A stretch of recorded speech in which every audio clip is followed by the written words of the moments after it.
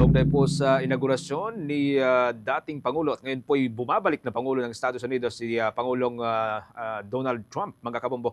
Makakasama ho natin ang ating Bombo International News Correspondent dyan sa bahagi po ng Chicago, USA. Kaugnay pa rin po ito, mga kabombo, sa naturang inaugurasyon. At alamin na rin po natin yung reaksyon po ng mga Filipino o mga Pinoy na nakabase po dyan sa bahagi po ng US. Kasama natin si Bombo International News Correspondent Valerie May Baqueriza Villesa. Magandang umaga ho sa inyo, magandang araw ho sa inyo.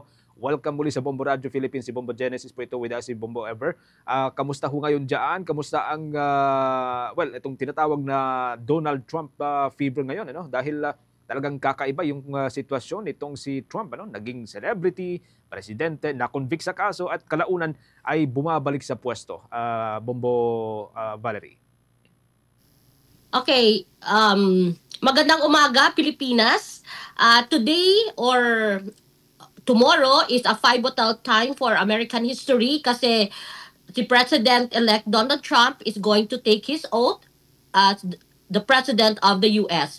So marami po ang nag-aabang para sa kanyang oath-taking kasi para po sa karamihan, it is a hope for the right and meron din pong fear for the dark era for others. So alam naman natin na si President Donald Trump was convicted of felony. So wala naman po sa batas na hindi po siya pwedeng umupong presidente ng Amerika. So far, yung mga supporters po niya ay talagang nakaabang para po sa kanyang inauguration tomorrow. And at the same time, yung inauguration din po ng Vice President natin.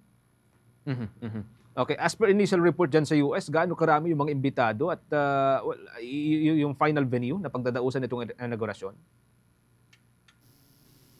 Sa ngayon po ay meron pong changes sa venue kasi dati po yung venue is supposed to be sa west front ng US Capitol. Ngayon po ito ay gaganapin sa Capitol Rotonda. Nasa loob na po kasi yung temperatura po dito ngayon is sub-zero.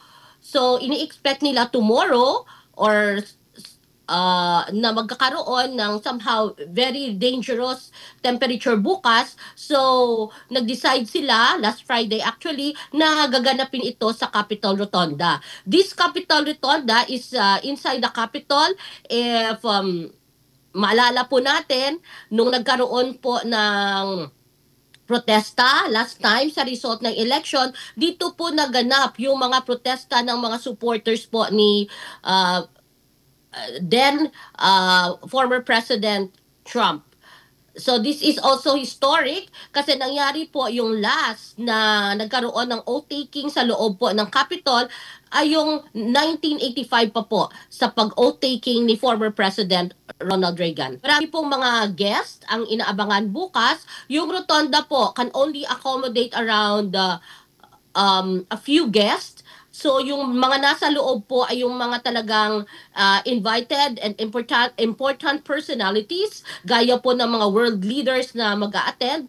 Yung iba naman po na mayroon na mga ticket who's supposed to be outside watching for the inauguration, sila po ay papupuntahin sa Capitol One Arena kung saan po ang venue na ito ay maka-accommodate ng 250,000 na katao. So after the inauguration po sa Capitol, pupunta po doon si President Trump para naman po batiin yung mga kanyang supporters. So lahat po ng events ay gaganapin inside these buildings. Wala pong magaganap na parade within Pennsylvania Avenue to the White House because of the temperatura. Ever? Sign ko na din itong latag ngayon ng seguridad dyan sa may Capitol, considering nga na nagkaroon ng mga pagbabanta sa buhay ni President Trump noon pa mga during the campaign period. So yung seguridad po dito, tighten, doble talaga, siguro hindi lang doble, triple. Kasi gagamitin nila yung state-of-the-art na bago-bagong helicopter. At ito po ay gagamitin during the inauguration day at itong helicopter po na ito ay magmo-monitor from the top. Makikita po nila kung ano yung mangyayari sa grounds, kahit po yung mga sasakyan, anong sasakyan or kaninong sasakyan yung mabilis yung takbo within those secured areas, kasi yung helicopter po na ito ay pwede pong makadetect ng plate number ng isang sasakyan kahit po na mataas siya at around 1,000 feet away from the ground. Makikita niya po talaga at monitor yung mga nangyayari po sa ground. Aside from that, yung mga ground troops po natin, yung mga police, ay naka-heightened alert because they are also expecting na mayroong po mga protestors around the area po. So yun po, ayaw po nila talaga ng violence, and sana po lahat ay nag-aabang na sana maging peaceful din po yung inauguration na gaganapin. Okay. Pwede niyo rin po bang ibahagi po sa amin yung comparison ba ng kung mayroong mang pagkakaiba, ito pong naging inaugurasyon noon ni US President Trump nung kanyang unang termino sa kasalukuyan? Yes, mayroon pong comparison because at that time nung 2017 na una pong umupong presidente si President Donald Trump, it's his first time na umupo bilang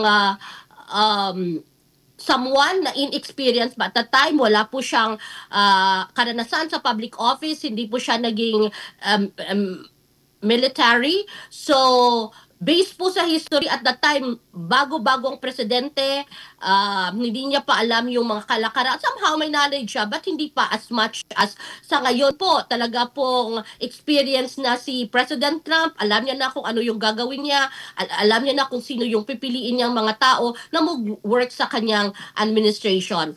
With regards to the inauguration po, yung kaibahan naman po nito, this year po yung mga in-invite niya ay hindi lamang po yung mga ambassadors within US na nag-represent ng mga iba't ibang bansa, but this time in-invite yung mga world leaders ng iba't iba pong mga bansa na somehow ally din po ng US. Isa din pong kaibahan nito is at the moment po nasa half-staff yung watawat ng Amerika, kasi nga po ito po ay pag-respect kay former President Carter na pumanaw po nitong nakaraan lang. And so, meron pong tradition dito na nasa half-staff po within 30 days yung flag ng Amerika. But tomorrow po, ito po ay nasa full staff. That is po sa pagrespeto din at pagbigay-pugay sa inauguration ni President Trump. So yung mga governors po ay sinabihan na mag-full stop po yung mga flag nila. When it comes naman po sa Bible na gagamitin sa pag-oath-taking ni President Trump, he will be using the same Bible na ginamit niya noong 2017. It's the Bible na binigay po ng kanyang ina, and another Bible po na tinatawag nating Lincoln Bible. Yun po, same pa din po yung gagamitin. Tamang po siguro, kamustahin ko na rin po yung weather po dyan dahil nataon itong inaugurasyon po ni President Trump na winter season. Kaya dahil nga rin po sa lamig ng panahon siguro dyan sa Amerika, from outdoor ay nilipat po sa indoor na lamang itong magiging event para sa inaugurasyon ni President Trump. Yes, palamig po ng palamig. Bumababa po yung temperatura. As of the moment, nasa negative 11 po tayo. For the next 3 days, inabaga maging negative 11, negative 12, and sa Tuesday po, magiging negative 17. So malamig po. Sinasabihan po yung mga tao dito na if they don't have unnecessary things to do outside, they better stay at home. And then turn on po kahit kunting drip lang po sa faucet para po hindi po mag-ice yung mga tubo dito. And then, yun po, mag-ingat po talaga kasi nga because of this weather, of this climate na sobrang lamig, marami po yung mga nagkakasakit, especially upper respiratory infection. Okay. Sige, maraming salamat. Thank you for joining us, Bomba Valerie. Panghuli na lamang ho siguro, kamusta ho yung reaksyon ng mga tao dyan, lalo ho ng mga immigrants, kaugnay po sa inaisahang malaking hakbang o mga malalaking pagbabago, mga proyektong isasagawa ni Pangulong Trump na halimbawa itong malawakang immigration raid na kanyang gagawin? Yes, as early po as January 21, yung second day, or it could be actually first day kasi yung January 20 na official office day ng ating presidente. The next day po, January 21, nagkakaroon po ng mga usap-usapin dito na magkaroon po ng malawakang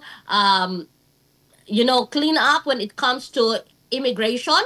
So magkakaroon po ng multi-day ground operations po yung ICE, yun po yung Immigration and Customs enforcement dito sa Amerika, and uunahin po yung malalaking mga cities tulad po ng New York City, Chicago, Los Angeles at San Francisco. So medyo po may siguro mayroong din fear and anxiety yung mga iba nating mga migrants dito kasi nga may mga changes sa immigration policies, at yan po ay still aabangan po natin kung ano pa po ang pwedeng mangyari sa mga susunod na araw at ano pa pong susunod na hakbang na gagawin ng present administration.